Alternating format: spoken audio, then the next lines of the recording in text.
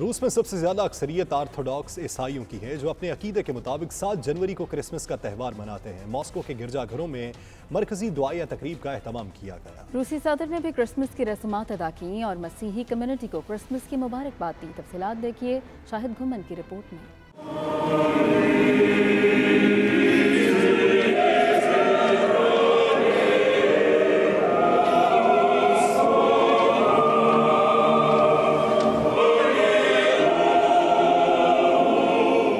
रूस में मुकीम ऑर्थोडॉक्स मसीही कम्युनिटी ने क्रिसमस का त्यौहार 7 जनवरी को रवायती अकीदत और एहतराम के साथ मनाया। इस सिलसिले में मॉस्को के बड़े गिरजाघर में सबसे बड़ी दुआया तकरीब मुनक्कद हुई। इस दिन गिरजाघरों में तकरीबन 2.5 घंटे पर मुश्तमिल दुआया तकरीबात और मजहबी रसूमात अदा की जाती हैं, जिनमें शहरी भरपूर शिरकत करते हैं। इस साल सख्त सर्दी के बावजूद क्रिसमस के मौके पर शहरियों का जोश व जज्बा काबिल दीद था।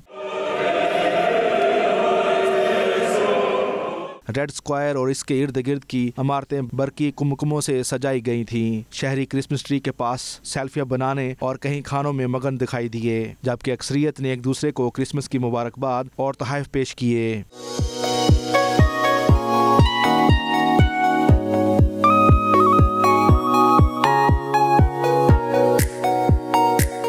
दूसरी जानब रूसी सदर व्लादिमीर पुतिन ने नोवाओवा चर्च में क्रिसमस की मोमबत्तियां जलाईं और दीगर रसूमात में हिस्सा लिया।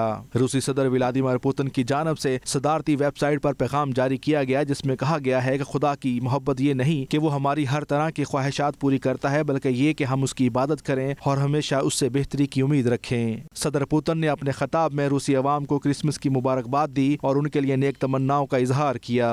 शाहिद घुमन, 92 न्यूज़, मॉस्को, रूस।